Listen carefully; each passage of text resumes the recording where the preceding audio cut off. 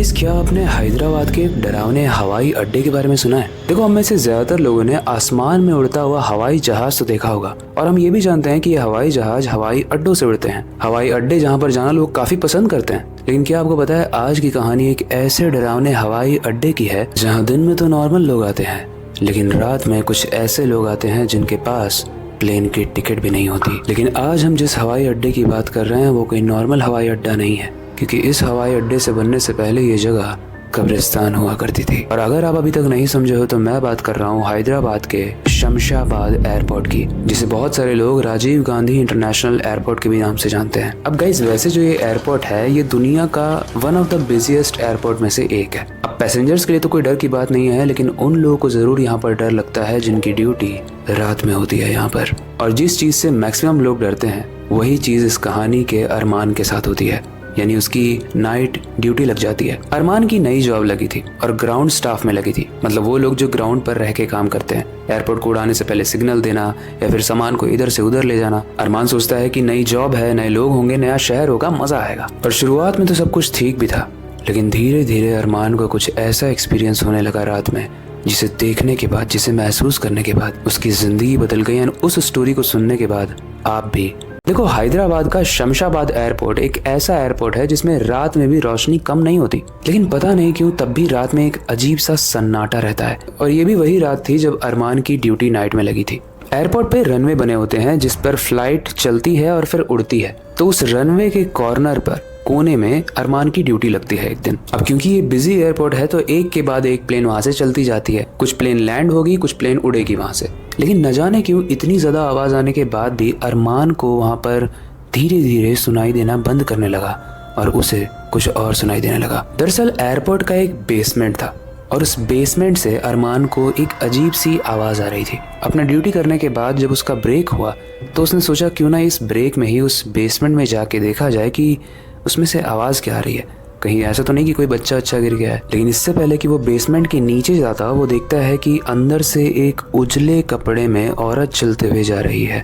उसकी आंखें लाल है और एकदम से वो गायब हो गई। वो बेसमेंट में जाने ही वाला होता है, तभी उसका सीनियर उससे टकरा जाता है। वो बोलता है, अरमान कहाँ जा रहे हो? अरमान बोलता है, सर मैं अभी ब्रेक पे हूँ, मैं वहाँ बेसमेंट में जा रहा था, वो कोई लड़की वहाँ पे है शायद।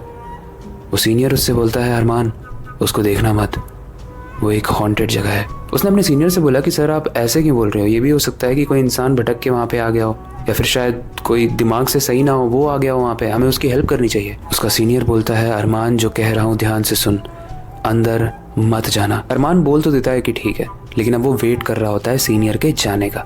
और जैसे ही सीनियर जाता है वो वापस से बेसमेंट की तरफ बढ़ने लगता है। पीछे से आके सीनियर उसको कस के सर पे लगाता है और बोलता है, तुझे मना किया था ना, मैं तुझे वहां से देख रहा था कि तू जाता है कि नहीं। अरमान बोलता है, अरे सर यार इतना क्या है, बताओ, आप ही बताओ क्या हुआ है वहाँ पे। इसके बाद उसके सीनियर ने वहाँ की एक डरावनी और दर्दनाक कहानी सुनाई। देखो गाइस, जब ये शमशाबाद एयरपोर्ट बन रहा था तो उससे पहले यहाँ पर बहुत प्रोटेस्ट हो रहे थे, बहुत सारे धरने किए गए थे। ऐसा माना जाता है कि जब एयरपोर्ट बनाने के लिए जमीन ली गई थी तो वहाँ पर पहले कब्रिस्तान हुआ करता था। और कब्रिस्तान में क्या होता है ये तो हम सभी जानते हैं, मरे लोगों को उसमें गाड़ा जाता है। और इसी कब्रिस्तान वाली चीज से सबसे ज्यादा प्रॉब्लम हो रही थी उन फैमिली मेंबर्स को जिनके घर के लोग उसमें दफन है, क्योंकि एक कनेक्शन सा बन जाता है ना कि यहाँ पर हमारे पिता, माता या फिर दादा या कोई भी भाई बहन दफन है। तो ऐसी जमीन पे एयरपोर्ट बनना उनको पसंद नहीं था, इसलिए वो लोग धरना कर रहे थे। लोगों ने बहुत अपोज किया, बहुत भूखे रहे, लेकिन उनकी बात कोई नहीं सुना। वहाँ की सरकार ने उनकी बात नहीं सुनी। 2-3 लोग तो भूख से बेहोश भी हो गए थे, लेकिन इसके बाद भी उनकी बात नहीं सुनी गई। लेकिन वहाँ के कॉन्ट्रैक्टर एयरपोर्ट का काम तब तक शुरू नहीं करवा पाते जब तक ये सारे ही लोग जो सामने बैठे रहते हैं वो हट नहीं जाते। एंड यहाँ फिर शुरू होता है एयरपोर्ट बनाने का काला धंधा। दरअसल वो कॉन्ट्रैक्टर्स कुछ क्रिमिनल्स को हायर करते हैं और बोलते हैं कि किसी भी तरीके से मुझे ये जगह खाली चाहिए। और उसके बाद एक के बाद एक लोग गायब होने लगते हैं और बाद में पता चलता है कि उसमें से बहुत सारे लोगों को जिंदा उसी कब्रिस्तान में दफना दिया गया। बाकी के लोग जो धरना कर रहे थे वो इसी डर के मारे वहां से चले गए। और ऐसा माना जाता है कि जिन लोगों को जिंदा दफनाया गया था वो लोग शरीर से तो मर गए, लेकिन इस दुनिया में आज भी घूमते हैं, स्पेशली इस एयरपोर्ट के बनने के बाद। और शायद हमारे कहानी के अरमान को उसी में से कोई लड़की या लड़का दिखा होगा बेसमेंट में। जब ये कहानी अरमान के सीनियर ने अरमान को सुनाई तो थोड़ा तो अरमान डरा। उसने बोला कि अच्छा हुआ आपने बता दिया, मैं तो अभी अंदर जाने वाला था। लेकिन हेयर इज द ट्विस्ट, क्योंकि ये बात उसने बस अपने सीनियर से बचने के लिए कही थी।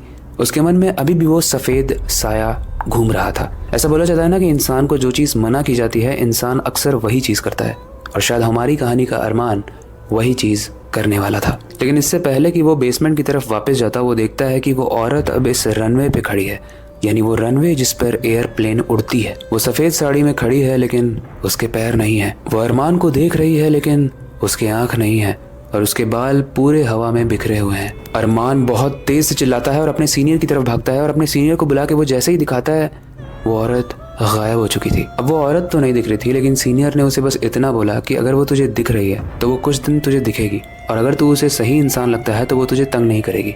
अरमान की हालत टाइट होगी। वो बोला, सही इंसान क्या भाई, हम यहाँ पे काम करना है, मरने के लिए नहीं आए, और वो डिसाइड करेगी कि हम सही इंसान है या नहीं। उसका सीनियर बोलता है कि तू परेशान मत हो, लेकिन इस चीज़ से अरमान सेटिस्फाइड नहीं हुआ। अरमान थोड़ा शांत हुआ और उसने अपने दूसरे सीनियर से इस चीज़ की बात करने की कोशिश की। वो जाकर वहाँ पर यही कहना चाहता था कि इसी एयरपोर्ट में मेरे को कोई और वाला टर्मिनल दे दो, ये टर्मिनल बड़ा डरावना है भैया। लेकिन गाइस अब आने वाला है कहानी में एक ट्विस्ट, क्योंकि जब वो दूसरे सीनियर के पास गया तो उस सीनियर ने उसे बोल तो दिया कि आज की रात तुम यहीं गुजारो, अगली रात तुम्हें दूसरे टर्मिनल में नौकरी मिल जाएगी। लेकिन किसे पता था कि अरमान के नसीब में वो दूसरी रात है ही नहीं, क्योंकि रात के लगभग 3 बजे जब अरमान की शिफ्ट खत्म होने वाली थी तो सीसीटीवी वाले रूम में एक इमरजेंसी कॉल आता है। सीसीटीवी यानी जो कैमरे वाला रूम होता है एयरपोर्ट में, जहाँ भी कैमरे लगे हैं वो सारे ही स्क्रीन्स उस सीसीटीवी रूम में होते हैं। इसके बाद इस सीसीटीवी रूम में इसी हवाई अड्डे के एक स्टाफ को रनवे पर घूमते हुए देखा गया। उसकी आईडी स्कैन नहीं हो रही थी, लेकिन जब पास से चेक किया गया तो वो अरमान ही था। वो सीधे बस कैमरे में एक टुक देख रहा था, लेकिन उसका चेहरा एकदम एक्सप्रेशन लेस था, मानो वो कोई रोबोट हो। इसके बाद उसने एकदम से रनवे की तरफ चलना शुरू कर दिया। सबसे डरावनी बात यह है कि एक प्लेन लैंड करने का वक्त हो चुका था,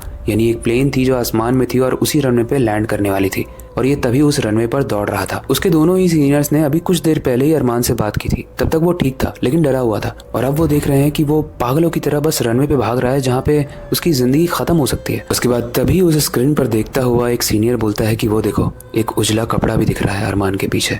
तो उनको समझ में आ जाता है कि शायद ये वही आत्मा है जो अरमान के ऊपर हावी हो गई है। गाइस, ये आत्मा एक ऐसी आत्मा थी जो जितना डरो उतना ज्यादा तुम पे हावी होती थी।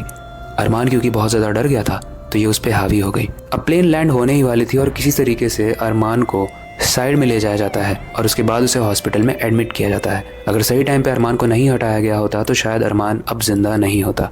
सुबह उठने के बाद जब अरमान से पूछा जाता है कि कल तुमने ये गतिविधि क्यों की, तो अरमान को कुछ याद नहीं था। इसके बाद सीनियर ने अरमान को ही सजेस्ट किया कि मुझे लगता है कि तुम्हें उस आत्मा ने एक्सेप्ट नहीं किया है और तुम्हें यहाँ पर जॉब नहीं करनी चाहिए। अरमान भी इस चीज़ को मान लेता है, वो वहाँ से जॉब छोड़ देता है। उसके बाद वो दूसरी नौकरी करने लगता है। लेकिन आज भी ये जो इंसिडेंट उसके साथ हुआ था, ये इंसिडेंट उसकी ज़िंदगी का सबसे डरावना नाइटमेयर बन गया। अरमान को अब इतना डर लगता है कि वो एयरपोर्ट जाने से भी डरता है।